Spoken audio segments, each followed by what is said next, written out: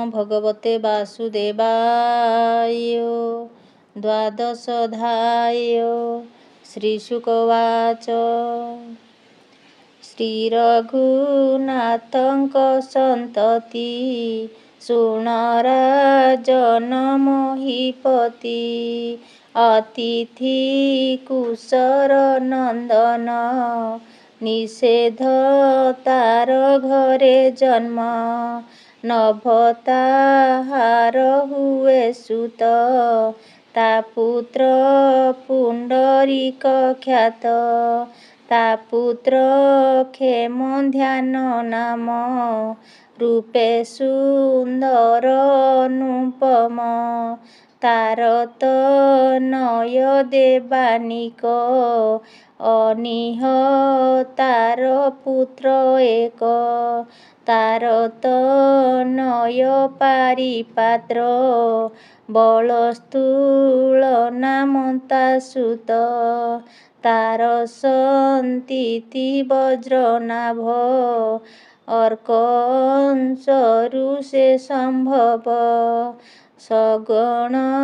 ताहार तनये विधृति तार बीर्ज हुए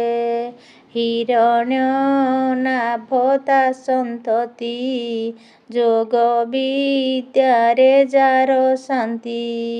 गुरु जाहार जयिमिनी जाते जे जोग सिद्ध घेनी नृत्योऽभ्यास चारि वेदे तेजे हृदय ग्रंथि भेदे जाठारु ज्ञान बल्क्य ऋषि जोग विद्या नृत्योऽभ्यासी पुष्प ताहार हुए सुत ध्रुव संधिता तहुँ जात तार कुमर सुदर्शन जा पुत्र हुए अग्निवर्ण अग्निवर्णर शीघ्र नाम पुत्र जन्मिला अनुपम मरु अग्निवर्ण तनये से नृत्य जोग कर्म पाए कलापी ग्रामे बसी ध्याने जंत्रित नृत्य तत्व ज्ञाने जोग साधई जेबा अर्थे शुण कहिबा तो अग्रते कलिर अन्ते सूर्य वंश से पुणी करिब प्रकाश पशुश्रुत जे तनये संधिता ठारु जन्म हुए संधिर पुत्र अमर्षण तार तनय महाश्वान तहुँ विश्वबाहु संभूत प्रसेन जित तार सुत प्रसेन जित तहुँ जात तक्षक नामे हुए सुत बृहद बल ताहार सुत बृहद बल ताहार सुत जे पिता अथेरणे हत इक्ष्वाकु वंशे जेते राजा धर्मे पालिले जन प्रजा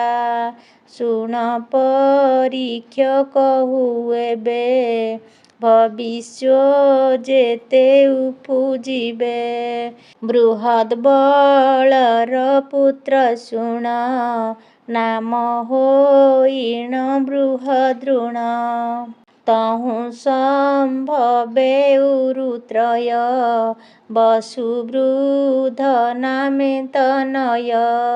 ତାର କୁମର ପ୍ରତିବ୍ୟମ ଭାନୁ ନାମେ ତାର ନନ୍ଦନ ଦିବାକ ତାହାର ସନ୍ତତି ସେ ହେବ ଯୁଧେ ସେନାପତି ତା ପୁତ୍ର ହେବ ସହଦେବ ତହୁଁ ବୃହଦ ସ୍ୱସମ୍ଭବ ତାର କୁମର ଭାନୁମାନ ପ୍ରତିକଣ୍ଠ ତାର ନନ୍ଦନ ତା ସୁତ ସୁପ୍ରତୀକ ହେବ ତହୁଁ ଭବ ମରୁଦେବ ତା ଅନ୍ତେ ହେବ ସୁନକ୍ଷତ୍ର ପୁଷ୍କର ହେବ ତାର ସୁତ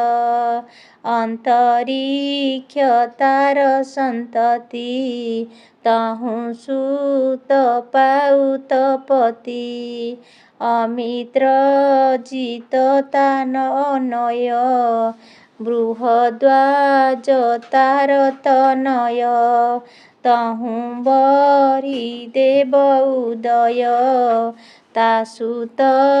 ହେବ କୃତଞ୍ଜୟ ତାର ସନ୍ତାନ ରୋଣଞ୍ଜୟ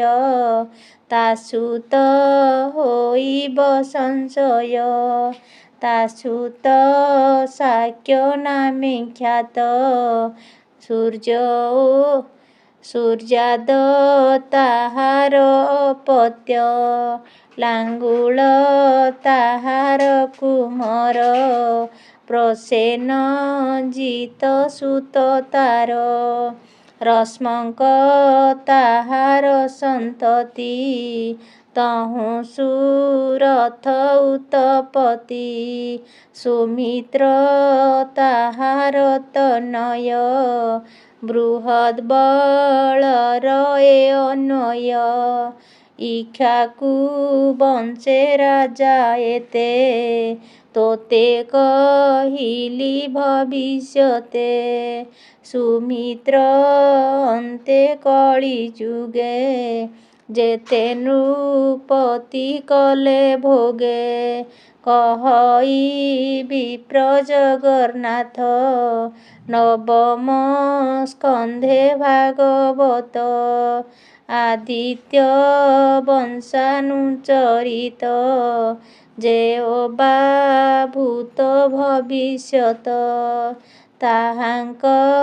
ଜନ୍ମ ଏ ସଂସାରେ ଶୁଣନ୍ତେ ସର୍ବ ପାପ ହରେ। ଇତି ଶ୍ରୀମଦ୍ଭାଗବତେ ମହାପୁରାଣେ ପାରମହଂସ୍ୟ ସଂହିତାୟା 82 ନବମ ସ୍କନ୍ଧେ ବଂଶାନୁଚରିତେ ନାମ ଦ୍ୱାଦଶୋऽଧ୍ୟାୟ।